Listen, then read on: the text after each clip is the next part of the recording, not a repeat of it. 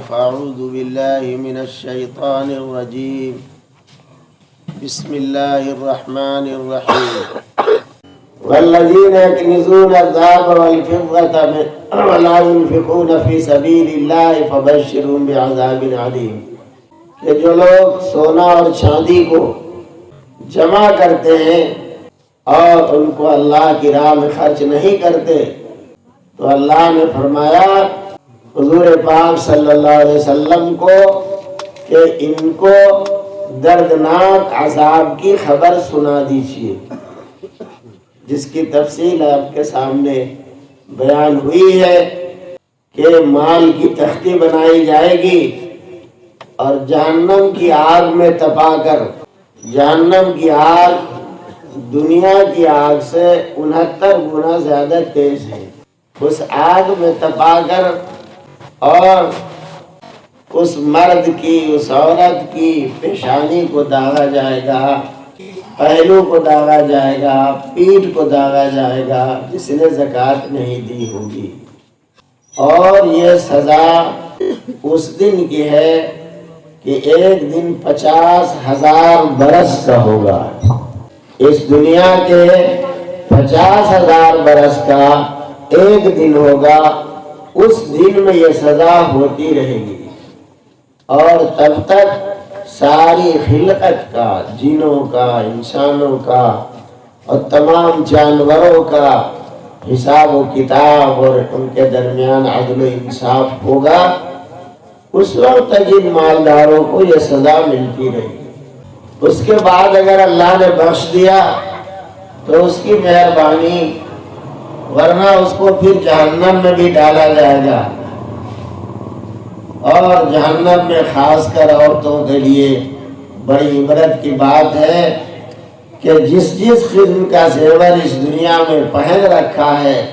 اس کی زکوٰۃ نہیں دی گئی تو آگ کا زیور انہی زیوروں کی شکل میں پورے جسم میں پہنا دیا جائے گا کہ سننے کے بعد عمل کرنا ہے۔ تو ہم کس طرح سے اس حکم کو پورا کریں گے؟ اس لیے کہ مال کی تو ان کو ضرورت ہے،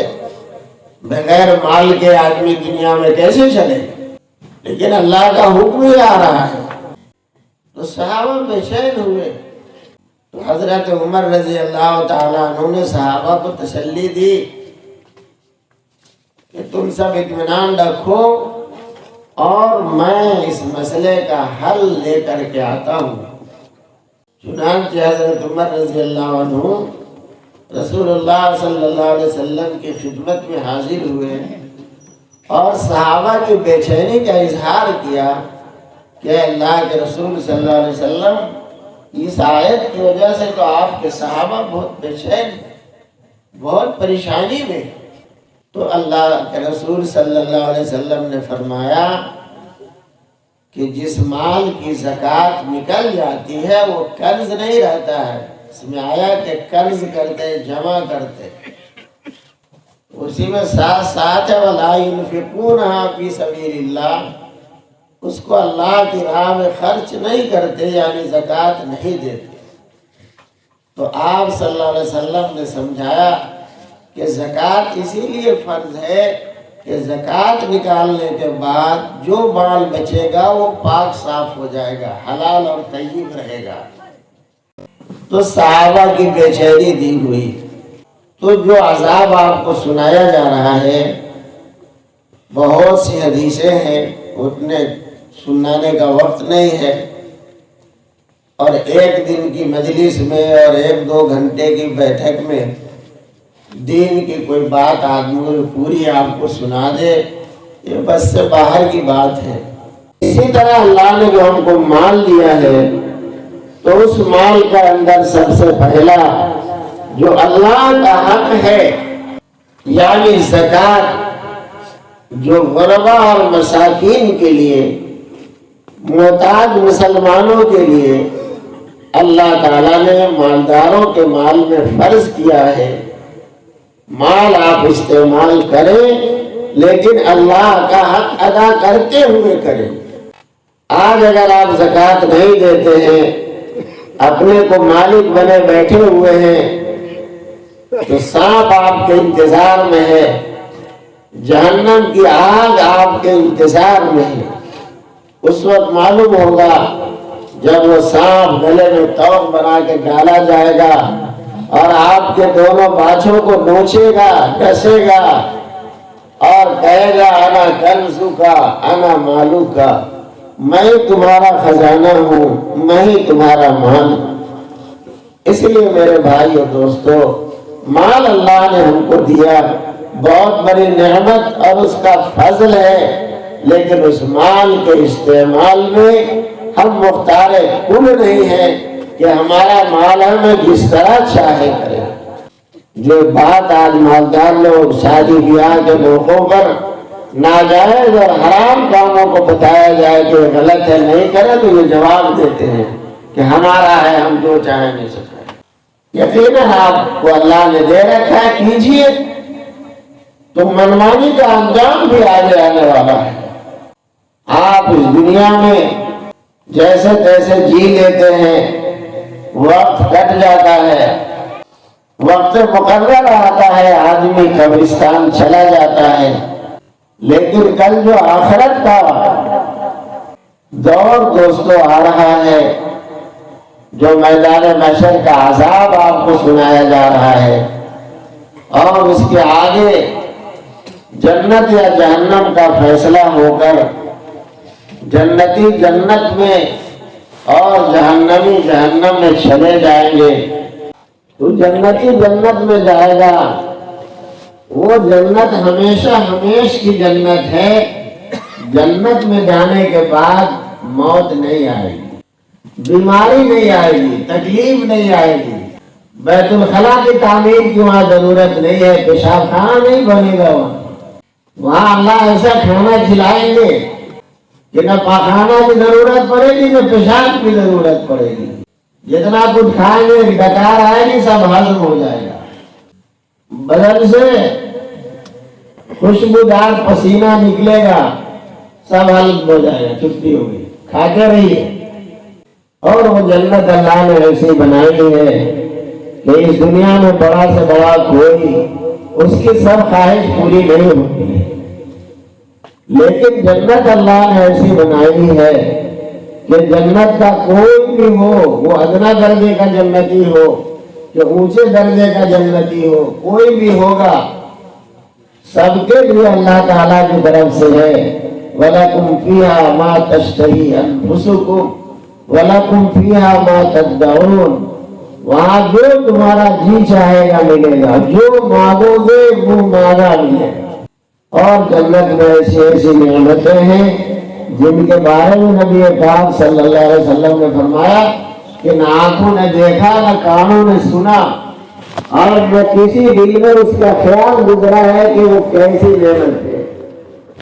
وہ تو وہیں سے اس کا تعلق ہے اور وہیں دیکھنے سے سمجھ میں آئے گا۔ اور وہاں بھی انسان کو ابھی ایک چیز پیش ہوئی تھی، کھایا تھا پیا تھا، تھوڑی دیر میں پھر دوسری چیز آئے گی، لیکن وہ پہلے ہی جیسے دیکھنے کے اندر ہوگی وہ تو بھی متشابہہ، ایسا لگے گا کہ وہی جو ہے جو ابھی کھایا تھا، پھر کیا لیا ہے، اس لیے کہ آدمی کو تو ہر وقت نیا نیا چاہیے، لیکن وہ جب کھا لے گا تو معلوم ہوگا کہ وہ تو دوسری چیز ہے۔ اور اسی طرح اس جنت میں وَلَهُمْ فِيهَا أَزْوَاجٌ مُطَهَّرَةٌ، اور جنت میں آدمی کو پاکیزہ اور صاف ستھری بیویاں ملیں گی، بیوی نہیں بیویاں ملیں گی۔ یہاں پر اتنی سی بات آپ مرد بھی سمجھیں اور عورتیں بھی سمجھیں، عورتوں کے لیے تو بہت ہی باعث افتخار ہے کہ اللہ تعالیٰ دنیا کی اس گندی عورت کو اتنا حسین و جمیل بنا دیں گے کہ حوروں سے بھی زیادہ اور جنت کی تمام بیویوں سے زیادہ دنیا والی اس بیوی کو اللہ حسین بنا دیں گے۔ یہ دنیا والی بیوی جنتی تمام بیویوں کی ملکہ بنے گی، سردار بنے گی۔ یہی بس ایک بات سبق کی ہے کہ آپ حضرات اور ہم سب غور کیجئے کہ جنت کی ساری بیویاں ملیں گی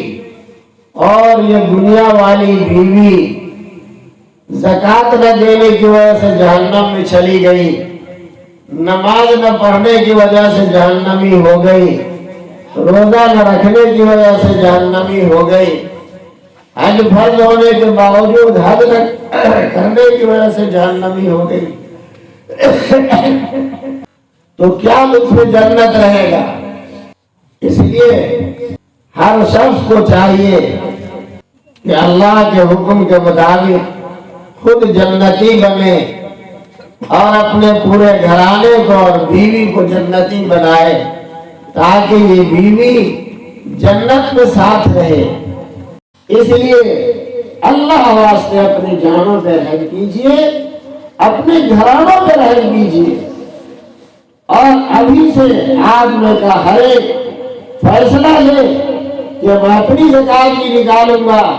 اور گھر میں بہو بیٹیوں کو سمجھا کر ان کے زیورات کی بھی زکوٰۃ نکلوائیے، اور اس کو مزید سمجھنے کے لیے آپ علماء کرام سے رجوع کریں۔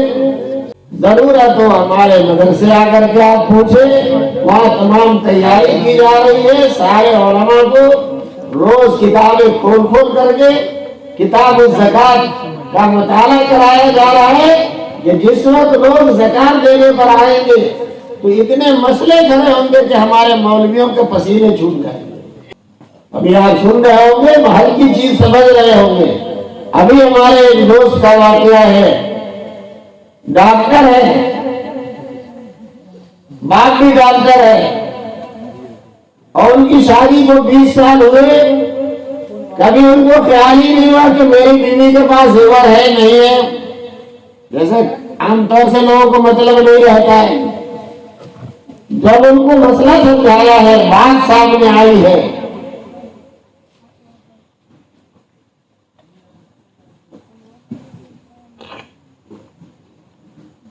تو انہوں نے کہا کہ میری شادی کے 20 سال ہو گئے اور میری بیوی کے پاس زیورات ہے، 20 سال سے زکوٰۃ نہیں نکلی ہے، اب کیا کریں؟ ان کو مسئلہ سمجھایا کہ 20 سال کا ریٹ نکالیے، تو انہوں نے 20 سال کے سونے چاندی کا ریٹ نکالا، پھر کاغذ لے کے آئے، اب کیا کریں؟ ہم نے کہا ابھی ان کو مسئلہ سمجھنا ہے، اس لیے پھر مسئلہ سمجھا مفتی سے، اب ان کو شکل سمجھا کر کے فائنل کیا پرسوں ترسوں جمعہ کے دن، تو لگ بھگ 2.5 لاکھ روپے ایک گھر کے ایک فرد کی زکوٰۃ 2.5 لاکھ کیسے ادا ہو؟ مشورہ کیا ہم لوگوں نے کہ اتنا سونا بیچ دیجیے اور شادی کے تمام زیورات بیچ دیجیے اور صرف سونا رکھیے، اور اس طرح کر کے زکوٰۃ 20 سال کی ادا کریے، اس لیے کہ یہ بیچ کر ادا ہو، پورا دے کر ادا ہو، جہنم سے نجات ہو جائے۔ میرے بھائیوں دوستو، یہ بڑی چیز ہے۔ تو یہ اس طرح کے حسابات میں بھلا حضرت کو صرف کہیے کہ مولانا صاحب مسئلہ بتائیں گے، تو ہر مولانا کے بس کی بھی بات نہیں ہے۔